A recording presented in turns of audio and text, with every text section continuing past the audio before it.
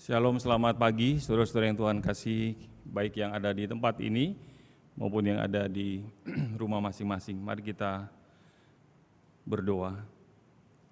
Tuhan, kami bersyukur untuk kesempatan bersama-sama dengan jemaat-Mu.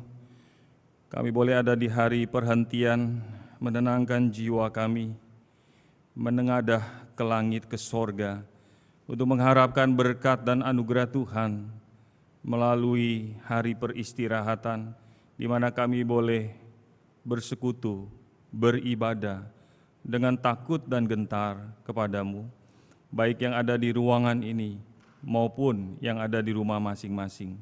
Kiranya Tuhan dipermuliakan dan Engkau sendiri berbicara sampai ke dalam hati kami masing-masing, supaya firman Tuhan bukan sekedar kami pahami, tapi firman Tuhan kami boleh praktekkan dalam hidup kami.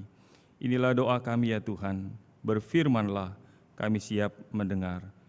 Demi Kristus kami berdoa. Amin. Silakan duduk saudara-saudara. Baik, selamat pagi, kita bersyukur pada Tuhan. Hari ini kembali kita boleh bersama-sama merenungkan firman Tuhan. Hari ini temanya diambil dari Lukas pasal 10 ayat 25 sampai 37 yang berjudul, saya berikan tema judul hari ini adalah siapakah sesamamu manusia? Siapakah sesamaku manusia? Saudara yang kasih Tuhan, dalam situasi pandemi corona seperti ini, seringkali sesama manusia adalah orang yang tidak terjangkit terpapar corona. Kalau terjangkit terpapar corona, kita seringkali di masa pandemi seperti ini, kita merasa dia bukan sesama kita. Saudara pernah mengalami ketika kita ada di satu tempat, apakah sedang berada di supermarket ataukah berada di mall atau di jalan, di kantor, ketika ada orang mulai batuk saja, kita mulai dalam situasi pandemi seperti ini, kita langsung refleks menjauh dari sesama kita. Karena kita menganggap dia bukan sesama, karena jangan-jangan dia terpapar virus corona. Saudara yang kasih Tuhan, tema siapakah sesamaku manusia? Saya mau mengajak kita melihat lebih aplikatif, walaupun teks ini kita tahu orang Samaria yang baik hati. Sejak sekolah minggu, saudara yang sudah dari sekolah minggu, yang sudah bertahun-tahun menjadi orang Kristen, pasti minimal pernah baca teks ini satu kali. Kita tahu bahwa sedikit saya kasih gambaran di gereja ini, pada waktu kita mengadakan kebaktian offline, ada 40-an orang beribadah di tempat ini, kita mendaftar, diberikan kuota dan saat ini hanya ada sekitar 8-10 orang saja dalam posisi seperti sekarang ini. Kita tahu ketika 40 orang datang kebaktian di tempat ini, lalu sebagian yang lainnya ada di rumah, ada satu orang kita tahu yang terpapar positif corona. Tapi setelah dilakukan ibadah secara online, live streaming seperti ini hanya 8-10 orang, ternyata ada 3 orang. Jadi total 4. Saya juga kadang-kadang heran, ketika dibuat cukup banyak orang berkumpul 40 orang, hanya 1 orang.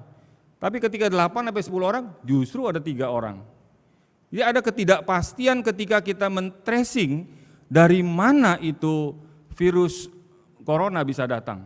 Jadi kesimpulannya apa saudara? Ini yang sebentar kita juga akan diskusikan di dalam rapat pengurus. Bersama-sama kita memikirkan secara komprehensif bagaimana tanggung jawab kita, bagaimana kedaulatan Tuhan, bagaimana kita merespon dengan bijaksana Tuhan, agar kita boleh tetap memperhatikan sesama. Saudara boleh melihat di YouTube, ada seorang hamba Tuhan, Pendeta Aiter, memberikan satu paparan kurang lebih 4 jam dibagi 2 sesi tentang satu tema yang berjudul Corona online versus offline. Di situ dia menjelaskan sangat komprehensif tentang kemungkinan tentang apa yang terjadi ketika gereja hanya ibadah secara online dan tidak ada tatap muka atau sebaliknya. Nah, ini semua harus kita gumuli, kita pikirkan. Bagaimana kita melihat pimpinan pemeliharaan Tuhan? Bagaimana kita melihat sesama kita? Siapakah sesamaku manusia? Saya mau melihat bagian ini dengan perspektif seperti itu di tengah-tengah pandemi supaya saudara melihat bagian teks ini tidak terlepas dari kondisi kita saat ini. Siapakah sesamaku manusia? Lukas pasal 10 ayat 25 sampai 37 tadi sudah dibacakan, saya tidak akan mengulangi untuk membacakan, saya memberikan poin-poin yang penting saja. Yang pertama kita melihat saudara, ada seorang ahli Taurat yang datang kepada Yesus yang menanyakan sebuah pertanyaan, siapakah? Pertanyaannya adalah, nanti kita lihat di dalam pasal yang ke-10 tadi, bahwa dia menanyakan sebetulnya pertanyaannya bagus. Guru, apa yang harus kuperbuat, ayat 25, untuk memperoleh hidup yang kekal? Dia ingin memperoleh hidup yang kekal. Sebuah pertanyaan yang sebetulnya pertanyaan yang bagus. Namun pertanyaan yang bagus ini yang pertama kita mau melihat, ada di balik sebuah pertanyaan itu ada sebuah alasan. Saudara mempertanyakan sesuatu nggak mungkin tanpa sebuah alasan. Jadi bagian pertama yang saya mau ajak kita pikirkan adalah ada sebuah alasan di balik sebuah pertanyaan. Maka orang yang bertanya sesuatu termasuk ahli Taurat ini punya kemungkinan dua. Dia benar-benar ingin tahu apa yang dikatakan di ayat yang ke-25.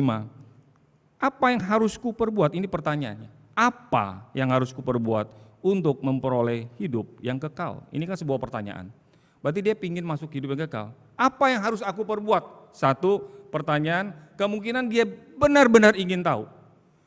Tapi ada kemungkinan yang kedua, dia sebenarnya sudah tahu, tapi dia pura-pura tidak tahu. Itu yang disebut di dalam istilah kura-kura dalam perahu. Kura-kura dalam perahu, pura-pura tidak tahu. Ada banyak orang bertanya, dia sudah tahu jawabannya. Lalu dia bertanya, ketika dia bertanya, maka dia sedang menguji apakah orang yang ditanya benar-benar tahu atau dia lebih pintar atau lebih bodoh dari saya. Maka saya mengungkapkan, mempertanyakan sesuatu. Dengan orang ahli Taurat ini, ketika dia bertanya, dia bertanya kepada Yesus, apa yang harus kuperbuat untuk memperoleh hidup yang kekal? Coba saudara berpikir sejenak, kira-kira si ahli Taurat ini, dia benar-benar ingin tahu atau dia pura-pura tidak tahu? Saudara boleh menjawab di hati masing-masing. Ketika kita menelusuri bagian-bagian ini, maka kita akan meneliti apa yang sedang ada di kepala si ahli Taurat ini. Yesus menjawab pertanyaan si ahli Taurat tadi, bukan dengan jawaban, tapi menjawab dengan pertanyaan. Ini menarik. Saudara pernah bertemu dengan seorang, ketika kita bertanya kepada dia, dia bukan menjawab jawaban kita, tapi dia menjawab pertanyaan kita dengan sebuah pertanyaan. Inilah yang dilakukan oleh Yesus Kristus Tuhan kita. Tuhan Yesus kembali bertanya kepada si penanya ahli Taurat itu, apa yang tertulis dalam hukum Taurat? Apa yang kau baca di sana? Dia sebagai seorang ahli Taurat, dia pasti tahu. Itu sebab dia langsung menjawab, aku sudah tahu jawabannya Tuhan. Kalau kita mau terjemahkan dengan bahasa bebas, aku sudah tahu. Isinya itu adalah dari Imamat pasal 19 ayat 18 dan Ulangan pasal ke-6 ayat 5. Isinya, kasihilah Tuhan Allahmu dengan segenap hatimu, dengan segenap jiwamu, dengan segenap kekuatanmu, dan dengan segenap akal budimu. Dan kasihilah sesamamu manusia seperti dirimu sendiri. Ketika Tuhan Yesus bertanya balik, menjawab pertanyaan si ahli Taurat, sebetulnya diskusi selesai. Betul saudara? Ketika dia bertanya, terus Tuhan bilang, jawabanmu betul, selesai sudah. Tinggal praktekkan saja. Karena Tuhan Yesus pada waktu itu, dia belum mati, belum bangkit, dia belum naik ke sorga. Maka Tuhan Yesus tidak meniadakan perjanjian lama sebagai hukum yang terutama, mengasihi Allah dengan segenap hati, segenap kekuatan, segenap akal budi, seluruh potensi yang dalam diri kita, kasih Tuhan Allahmu, lalu kasih sesamamu, selesai. Tapi si penanya tadi, si ahli Taurat tadi, tidak berhenti sampai di sana.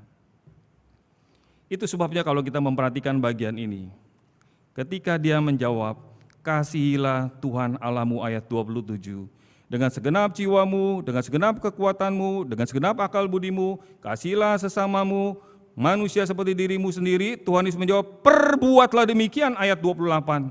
Perbuatlah demikian, maka engkau akan hidup. Tadi saya katakan selesai sudah diskusi, dia pulang. Tapi ternyata, tetapi, ini dia. Kata tetapi ayat 29. Tetapi untuk membenarkan dirinya orang itu berkata kepada Yesus, siapakah sesamaku manusia? Diskusi berlanjut. Ketika Tuhan Yesus berkata, perbuatlah. Kamu bertanya, aku menjawab kamu dengan pertanyaan, lalu kamu menjawab sudah benar, sekarang perbuatlah demikian. Pada waktu Tuhan Yesus berkata demikian, dia bertanya pertanyaan kedua, siapakah sesamaku manusia? Saudara yang kasih Tuhan, di dalam teks bahasa Inggris saya melihat bahwa kata yang dipergunakan itu memang jelas bahwa dia mau membawa Tuhan Yesus di dalam satu ujian. Put him to test. Jadi put him to the test, membawa Yesus Kristus dalam satu tes. Kalau kita sebagai guru, kita pengen tahu apakah murid yang kita ajar ini sudah ngerti belum. Maka kita membuat satu tes, ujian, supaya murid kita ini kita pastikan dia ngerti. Nah, ahli Taurat ini mau menempatkan dirinya di atas Yesus Kristus, mempertanyakan untuk mengetes, untuk dalam bahasa Alkitab mencobai, ingin tahu kalau Yesus Kristus menjawab salah, maka aku sebagai seorang ahli Taurat, aku dapat mengoreksi, aku dapat mempersalahkan Yesus Kristus yang saat itu mulai banyak pengikutnya. Ini bagian yang pertama yang kita mau lihat. Tuhan Yesus mengoreksi bagian pertama. Pertanyaan dari si ahli Taurat. Dari siapa menjadi bagaimana. Dari who menjadi how. Kalau who siapa? Tuhan Yesus lebih tertarik menjawab pertanyaannya, siapa sesamaku?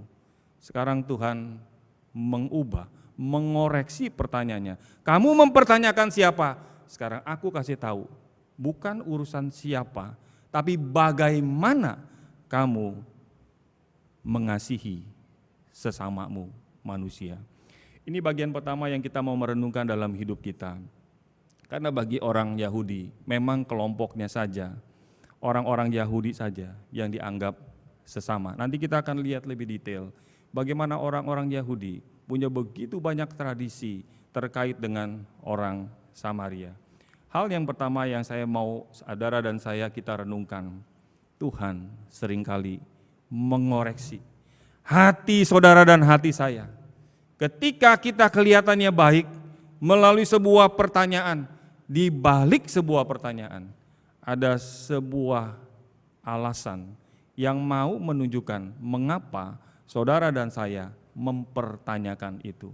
Jadi balik lagi ke masalah motif hati kita.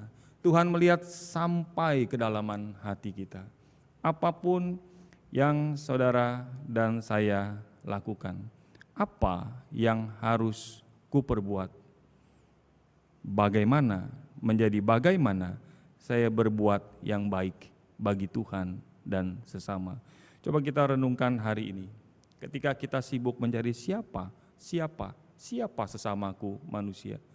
Sekarang Tuhan mengoreksi hati si ahli Taurat, juga saya yakin mengoreksi hati saudara dan saya. Bagaimana kita melakukan bagi sesama, bukan siapa sesama. Ini bagian pertama. Mari kita selidiki hati kita. Ketika kita mempertanyakan sebuah pertanyaan, ada orang bergumul, mengapa Tuhan tidak mau mendengar doa saya? Mengapa Tuhan tidak menjawab doa saya? Ketika dia terus-menerus bertanya seperti itu, Tuhan kembali menyelidiki hati orang yang bertanya itu. Apakah engkau bertanya, mengapa, siapa? Apakah sudah melakukan apa yang Tuhan perintahkan? Bagaimana hidupmu? Bagaimana hari-harimu kamu isi? Hari Jumat, setiap Jumat jam 7 sampai jam 8, 1 jam. Gereja Tuhan di tempat ini mengadakan doa bersama. Saya membahas lebih dari 20 bab, sekarang sudah lebih hampir 6 bab. Bagaimana kita melihat doa? Mengapa orang Kristen kecewa ketika dia berdoa tidak dijawab? Apakah doa memiliki pengaruh?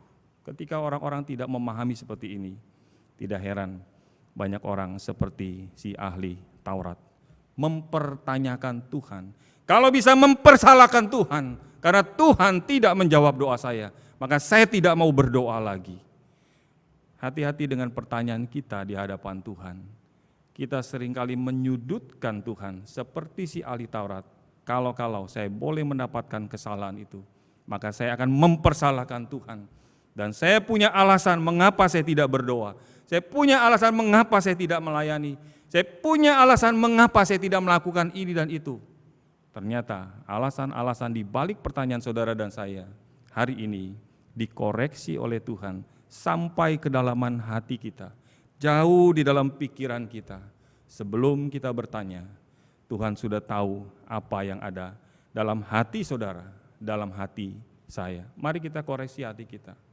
Ketika kita menyampaikan keluhan-keluhan, pertanyaan-pertanyaan. Kalau saudara membuka kitab Ayub, dia bergumul, dia berteriak pada Tuhan, demikian juga pemazmur. Tapi Tuhan izinkan itu terjadi. Sampai akhirnya baik pemazmur maupun Ayub, Tuhan jawab seluruh pertanyaan apa yang dikandung dalam hatinya. Koreksi-koreksi dari Tuhan, itulah yang saudara dan saya butuhkan persis seperti dengan si ahli Taurat ini. Dari apa menjadi bagaimana? Ini bagian yang pertama. Yang kedua, saya mau bicara tentang poin kedua adalah dari teks ini tentang kasih dan pengenalan. Kasih dan pengenalan. Saudara, kita sebagai manusia yang normal, biasanya kita akan mengasihi seseorang kalau kita sudah mengenalnya lebih dulu, betul? Normal nggak saudara? Kita mau mengasihi seseorang kalau saya sudah kenal orang itu. Kalau saya tidak kenal orang itu, bagaimana saya bisa mengasihi? Itu normal terjadi. Buat saudara yang ada di ruangan ini, maupun yang ada di rumah masing-masing, maupun terhadap saya, maupun siapapun yang mendengarkan rekaman khotbah ini. Kita akan mengasihi kalau kita sudah kenal terlebih dahulu. Tapi apa yang terjadi dengan Tuhan? Di dalam teks kita melihat bahwa Tuhan seringkali di dalam Alkitab justru khususnya satu ayat misalkan dalam Matius pasal 7 ayat 23. Matius 7 ayat 23. Saudara boleh melihat bagian ini. Aku tidak pernah mengenal kamu. Itu dalam Matius 7 ayat 23. Pada saat penghakiman terakhir, aku tidak pernah mengenal kamu. Enyahlah daripadaku kamu sekalian pembuat kejahatan. Ini ngeri. Mengapa mengeri? Karena orang-orang, mengapa mengerikan? Kenapa? Orang-orang yang mengatakan bahwa kami sudah melakukan ini, kami sudah melakukan itu, melayani engkau, mengadakan mujizat, membuat tanda-tanda ajaib, terus ketemu dengan Tuhan, Tuhan bilang aku tidak pernah kenal kamu. Poinnya apa saudara? Aku tidak pernah mengenal kamu. Ya orang ketika kita tadi saya katakan mau mengasihi seorang, kita mau kenal dulu, tapi Tuhan terbalik. Tuhan mengasihi kita dulu, baru Tuhan kenal. Itulah yang disebut dengan kasih tanpa syarat. Kasih Allah yang memampukan dia ingin berelasi. Kata mengenal di dalam Alkitab itu terkait dengan, kalau saudara membaca lebih detail lagi, saya sering juga ungkapkan, kata mengenal yang dipakai dalam perjanjian lama, termasuk dalam perjanjian baru, itu bicara tentang persekutuan intim suami istri. Orang mengasihi, baru dia bisa bersekutu, bahkan mengadakan persekutuan yang intim. Demikian juga dengan Tuhan. Ketika Tuhan mengasihi saudara, apakah Tuhan melihat di latar belakang saudara seperti apa? Hidupnya dulu gimana? Masa kecilnya gimana? Suka ngambil duit di dompet orang tua enggak? Suka mencuri enggak? Suka berbohong enggak? Suka ini enggak? Suka itu? Enggak. Bahkan sampai di atas kayu salib, penjahat yang di atas kayu salib itu, Tuhan tidak mempedulikan masa lalu dia. Hari ini juga dengan kasih ilahi, kamu akan bersama-sama dengan aku di Taman Firdaus. Kasih Tuhan mendahului pengenalan, persekutuan. Nah, inilah bagian yang saya mau tekankan di bagian yang kedua, antara kasih dan pengenalan. Seringkali kita terjebak untuk kenal dulu, baru kita bisa mengasihi. Tapi hari ini, teks ini mau mengingatkan saudara, ketika Tuhan mengasihi kita, Dia mengasihi kita dulu, baru Dia mengenal. Kita boleh mengenal Dia. Dia memang sudah mengenal kita, tapi bicara tentang Dia rela mau membuka diri, bersekutu dengan saudara dan saya. Kalau kita bisa menerapkan ini, maka baru kita bisa menjadi orang Samaria yang baik hati itu. Kalau tidak, kita akan mengasihi dengan syarat. Kita tidak bisa mengasihi tanpa mengenalnya terlebih dahulu. Ini yang Tuhan bagian kedua sedang sampaikan kepada ahli Taurat itu dan kepada saudara dan saya. Saya mengutip dari buku Filipianse tentang doa apakah bisa mengadakan perubahan. Ketika terjadi tsunami di tahun 2004, hampir seluruh negara di Asia, ada 14 negara di Asia, dari Sumatera di Indonesia, di Aceh, sampai ke Thailand, ke India Selatan, ke Sri Lanka, ke Afrika, sekitar 230.000. Korbannya yang meninggal, yang tewas 230.000 di 14 negara. Saudara nanti boleh cek melalui Google apakah data ini bisa dipercaya. Saya mengutip dari bukunya Filipianse. Di Indonesia, di Sumatera, yang meninggal 170.000, khususnya di Aceh yang paling banyak. Bangunan di tepi pantai hancur. Di beberapa tempat sampai jarak 5 km di darat dari bibir pantai 5 km, jutaan orang kehilangan tempat tinggal. Apa yang saya mau sampaikan?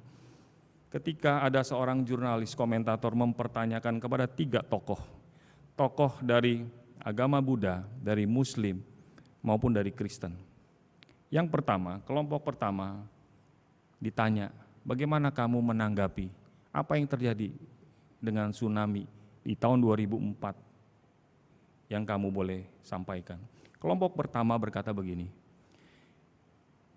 orang ini tidak percaya. Dia bilang, saya tidak percaya akan adanya dewa yang berpribadi. Kelompok pertama melihat bencana alam sebagai bagian yang tak terelakkan dalam hidup ini. Bencana alam itu enggak terelakkan. Saya enggak percaya dengan dewa yang berpribadi. Sekalipun dari kelompok pertama ini yang ikut jadi korban dan juga membantu juga banyak. Ini kelompok pertama. Kelompok kedua, diagnosisnya lebih menarik. Dia berkata, dari kelompok tadi pertama kelompok dari Buddhis, kelompok kedua dari kelompok Muslim berkata seperti ini. Mungkin dia katakan tsunami merupakan hukuman. Minimal katanya peringatan bagi kaum Muslim di daerah yang dilanda musibah. Karena kata orang ini ketika diinterview, mereka tidak cukup saleh. Jadi ketika tidak cukup saleh, maka dapat hukuman bencana. Ini kelompok kedua. Kelompok yang ketiga, ketika satu orang Kristen mewakili satu organisasi bantuan internasional pada waktu itu dari kelompok Kristen, memberikan komentar seperti ini. Saya tidak memiliki penjelasan yang baik mengapa hal seperti ini terjadi, dan tidak bisa mengira-ngira keterlibatan Allah di dalamnya. Katanya, kami ada di sini karena katanya kami mengikuti sosok yang mendefinisikan kasih melalui kisah orang Samaria yang murah hati, yang membantu orang yang secara etnis dan agama adalah musuhnya. Yesus menunjukkan kasih yang sama, dan kami yakin bahwa dengan mengikuti Yesus, kami melakukan kehendak Allah di bumi. Ini kelompok ketiga yang mengutip teks kisah dari orang Samaria yang baik hati. Kami ada di sini karena kami ingin meneladani Kristus, orang Samaria yang baik hati itu. Apakah mereka kenal? Enggak kenal. Apakah mereka kenal korban-korban itu? Enggak ada tahu, enggak cari tahu juga. Dan memang berbeda secara etnis maupun kepercayaan. Tapi ketika mengingat Yesus Kristus, gambaran dari orang Samaria yang baik hati itu, maka dia ada di sana. Ini kelompok yang ketiga. Saudara yang kasih Tuhan, mari kita belajar mengasihi. Kalau yang terlihat saja, yang terlihat, baik yang ada di tempat ini, di rumah masing-masing, di kantor, di sekolah, di kampus, di manapun, di tempat yang jauh yang kita tahu pernah ada orang seperti itu, maka kelihatan dengan mata kita. Kita tidak bisa mengasihi, kita tidak bisa menghormati. Jangan harap kita bisa mengasihi Allah yang tidak kelihatan. It is impossible, enggak mungkin saudara. Kalau yang kelihatan dengan mata, dulu ada seorang suka nyanyi, aku mengasihi Yesus dengan segenap hatiku, sambil cucur air mata setiap nyanyi lagu itu. Setiap kali nyanyi lagu itu, menangis, aku mengasihi Yesus.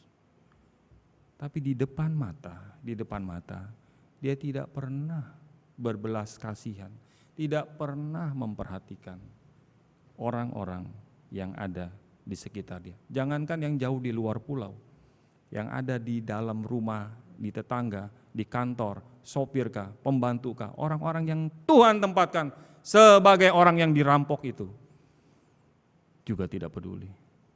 Tapi setiap kali nyanyi lagu Aku Mengasihi Yesus, cucur air mata. Menurut saudara, air mata seperti apa yang dimaksudkannya? Saudara bisa menjawab sendiri. Saya pun bisa menilai, saudara bisa menilai. Ketika kita punya relasi mengasihi Tuhan, apakah kita boleh melihat sesama kita? Itu sebab tadi saya ulangi Matius 7 ayat 3, aku tidak pernah mengenal kamu, kata Tuhan. Enyahlah daripadaku kamu sekalian, pembuat kejahatan. Aku tidak pernah mengenal kamu, artinya apa? Tadi saya katakan, aku tidak mengasihi kamu. Kalau aku tidak mengasihi kamu, maka aku tidak mengenal kamu. Jadi poin utama adalah bagaimana kita belajar mengasihi, baru belajar menjalin persekutuan. Inilah yang dipersoalkan oleh si ahli Taurat. Siapakah sesamaku manusia? Ini poin yang ketiga yang mau saya sampaikan adalah ternyata bagi orang Yahudi, ahli Taurat ini, sesamanya manusia adalah orang yang satu etnis. Kalau sama-sama orang Yahudi itu baru sesama. Kalau sama-sama sepercayaan dengan aku baru sesama menurut versi orang Yahudi terhadap orang Samaria. Saya membaca sedikit latar belakang historis dari tahun 722 sebelum Masehi. 722 sebelum Masehi. Orang Asyur menaklukkan kerajaan Israel Utara, lalu ketika ditaklukkan, maka diambil sebagian orang Israel, ditinggalkan sebagian di Samaria, maka ketika ditinggalkan, supaya jangan kehabisan ini populasi, maka orang Asyur menambahkan kepada orang Israel yang ditinggal di Samaria itu, nanti saudara boleh membaca di dalam kitab Raja-Raja, di sana dikatakan, dibawalah 2 Raja-Raja pasal 17 ayat 24 sampai 41 menambahkan kepada orang Israel di Samaria itu orang Babel, orang Kuta, orang Awa, orang Hamat, orang Sefar Waim. Maka orang-orang ini masuk ke Samaria, terjadilah kawin campur, terjadilah pencampuran kepercayaan yang disebut sinkretisme, maka mulai terjadi pencampuran. Maka ada orang yang menyembah kepada Yahweh, ada juga yang menyembah kepada dewa, terserah. Maka orang Samaria ini dipandang oleh orang Yahudi sebagai orang yang tidak murni. Ada orang Yahudinya, tapi kebanyakan sudah bukan asli, totok orang Israel. Ketika melihat campuran seperti ini, maka orang Yahudi menurut tradisinya mulai mengadakan begitu banyak peraturan. Tidak boleh makan bersama dengan orang yang bukan Yahudi. Nggak boleh masuk ke rumahnya. Itu sebabnya kalau saudara memperhatikan apa yang dikatakan oleh Rasul Petrus dalam Kisah Rasul pasal 10, aku tidak mau datang ke rumah Kornelius, seorang Romawi, karena dia bukan orang Yahudi. Bayangkan saudara, seorang Petrus saja masih pegang kuat-kuat ajaran tradisi Yahudi. Siapakah sesamaku manusia? Nah, di bagian yang terakhir ini, saya mau mengingatkan saudara, dari Matius pasal 25 ayat 34 sampai 36. Ketika kita bergumul, siapakah sesamaku manusia? Ada seorang komentator mengutip dari Dr. Lightfoot, Matthew Henry berkata demikian. Bahkan kalau ada orang Yahudi, dia bilang, menderita, orang non-Yahudi maksudnya, bukan orang Yahudi, menderita sekarat sekalipun, tidak harus ditolong. Ini menurut tradisi daripada tradisi orang Yahudi. Jika seorang Yahudi kedapatan membunuh orang non-Yahudi, tidak perlu dihukum mati karena mereka bukan sesama manusia. Ini kutipan dari ahli yang menyelidiki sampai begitu parah, sampai sebegitu parah. Namun hari ini saya mau mengajak saudara melihat, boleh membuka Alkitab dari Matius pasal 25 ayat 34 sampai 36. Matius pasal 25 ayat 34 sampai 36. Ya, di depan sudah ada. Mari kita melihat teks dan kita membaca bersama-sama. 1, 2, 3. Mari, hai kamu yang diberkati oleh Bapakku, terimalah kerajaan yang telah disediakan bagimu sejak dunia dijadikan. Sebab ketika aku lapar, kamu memberi aku makan. Ketika aku haus, kamu memberi aku minum. Ketika aku seorang asing, kamu memberi aku tumpangan. Ketika aku telanjang, kamu memberi aku pakaian. Ketika aku sakit, kamu melawat aku. Ketika aku di dalam penjara, kamu mengunjungi aku. Lalu kita baca, orang-orang Kristen, orang-orang percaya di dalam Matius 25 itu bertanya, hah? Kapan Tuhan? Kapan Tuhan? Bila mana Tuhan? Aku melihat engkau telanjang, tidak berpakaian, aku kasih pakaian. Kapan aku lihat engkau haus, aku kasih minum. Kapan aku lihat Tuhan kelaparan, aku kasih makanan. Mereka mempertanyakan, kapan Tuhan engkau lapar? Kapan engkau haus? Kapan engkau jadi orang asing? Kapan engkau telanjang? Kapan engkau sakit? Kapan engkau di dalam penjara dan aku mengunjungi engkau? Aku tidak pernah mengunjungi engkau. Baru kita tahu jawaban dari Tuhan di dalam penghakiman. Sesungguhnya, jawab Tuhan, segala sesuatu yang kamu lakukan untuk salah seorang dari saudaraku yang paling hina ini, kamu telah melakukannya untuk aku. Apa ini maksud saudaraku yang paling hina ini? Yang paling hina itu, yang paling kamu tidak anggap sesama manusia. Mungkin gak ada relasinya dengan kamu, bukan keponakan kamu, bukan sepupu kamu, bukan orang tuamu, bukan anak kandungmu, bukan teman kuliahmu, bukan pacarmu. Mungkin orang-orang itu adalah yang paling hina, yang kita tidak anggap. Tetapi ketika kamu melakukan itu, bagaimana kamu memperlakukan dia sebagai sesamamu manusia? Ditegaskan dalam Matius 25 teks tentang penghakiman terakhir. Kamu sudah melakukannya untuk aku. Saudara yang kasih Tuhan, renungan hari ini akan menjadi sia-sia kalau kita berputar-putar dengan pertanyaan siapa, siapa, siapa. Tapi hari ini Tuhan mau ingatkan saudara, ingatkan saya, bagaimana kita memperlakukan sesama kita sebagai manusia yang dikasihi Tuhan. Beberapa waktu yang lalu ketika saya merenung berdoa, teringat ada seorang pelayan Tuhan di pulau yang lain. Saya tahu dia melayani sukunya di pulau yang lain. Lalu saya tanya dia, saya WA dan masih nyambung. Dan dia bercerita di masa pandemik ini memang tidak bisa lagi melayani secara bebas. Hanya tinggal satu keluarga dan seorang anak. Lalu saya tergerak kirimkan dia persembahan kasih untuk mendukung pelayanan dia. Saya katakan anggaplah itu untuk membeli vitamin supaya imunitas kamu semakin baik. Saya katakan terima kasih, ini lebih dari vitamin yang saya butuhkan. Yang saya mau katakan adalah ketika kita bergumul, ketika kita berdoa, bukan bermaksud saya mau mengatakan saya, tetapi saya mau mengajak saudara ketika kita bergumul, ketika kita berdoa, Tuhan, siapakah orang yang dirampok itu? Lalu pertanyaan kedua kita jawab, bagaimana Tuhan aku bisa menjadi seperti orang Samaria itu? Maka ketika saudara merenung, ketika saudara berdoa, ketika saudara bergumul, kita akan keluar dari sebatas hanya orang tua dan anak. Kita tidak lagi memperhatikan hanya orang tua kita, itu bagian kita. Tapi ada orang tua lain yang harus saudara dan saya perhatikan sebagai sesama. Kita bukan hanya memperhatikan anak-anak kandung kita, tapi anak-anak lain di luar sana. Bukan hanya memperhatikan keluarga inti kita, tapi sesama kita adalah bisa jadi sopir kita, bisa jadi pembantu kita, bisa jadi teman di kantor kita, bisa jadi rekan sepelayanan kita yang ada di tempat ini maupun di tempat lain. Segala sesuatu, siapapun, Tuhan bisa tunjukkan bagaimana saudara bisa menjadi sesama. Bukan mempertanyakan hanya siapa.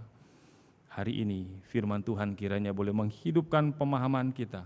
Seperti Jonathan Edward berkata, Allah memberikan Roh Kudus tinggal di dalam diri kita, bukan hanya sementara, namun selama-lamanya. Kasih yang ada antara Allah Bapa dan Yesus Kristus dinyatakan oleh Roh Kudus, anak Allah Yesus Kristus menyatakan Allah Bapa melalui ketaatan yang total mendapatkan pengampunan dan pembenaran bagi kita.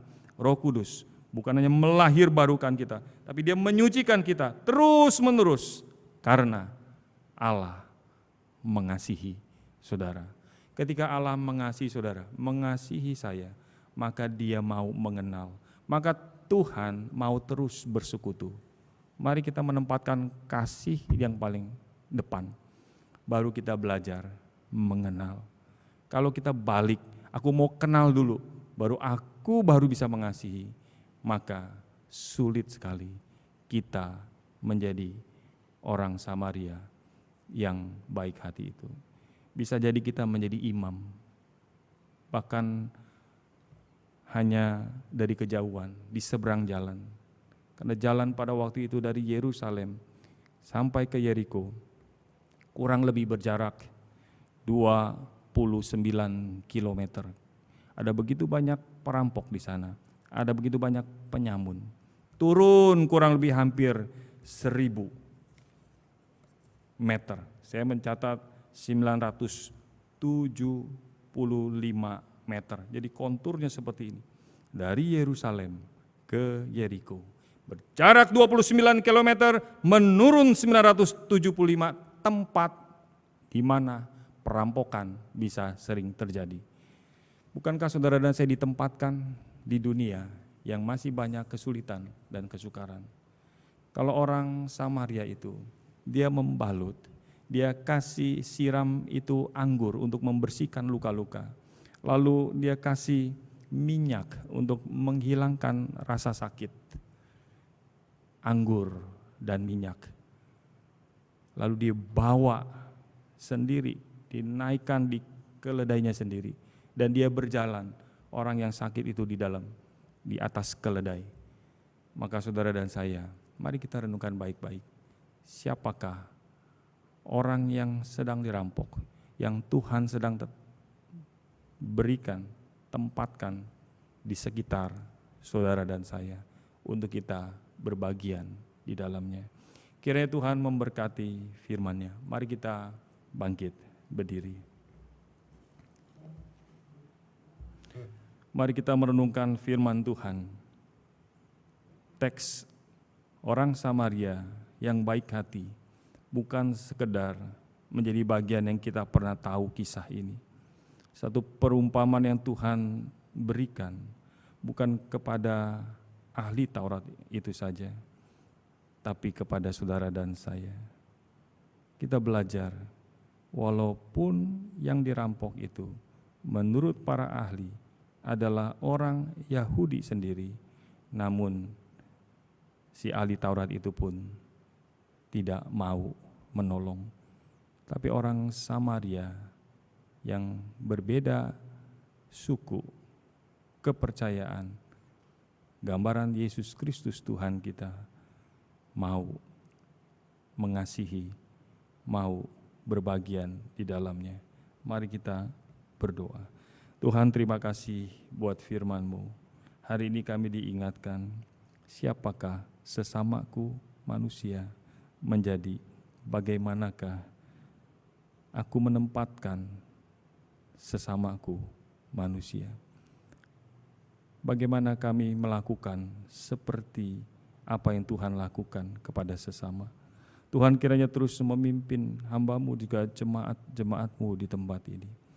Supaya kami tidak terus-menerus hanya sibuk dengan saya, keluarga saya, orang tua saya, anak saya, gereja saya, semua aku. Sesamaku hanyalah aku sendiri dan sekitarnya. Hari ini Tuhan mengingatkan, kami keluar dari hanya urusan pribadi kami kepada orang lain. Dengan demikian Tuhan, kami meneladani Engkau, orang Samaria yang baik hati itu. Terima kasih buat firman-Mu.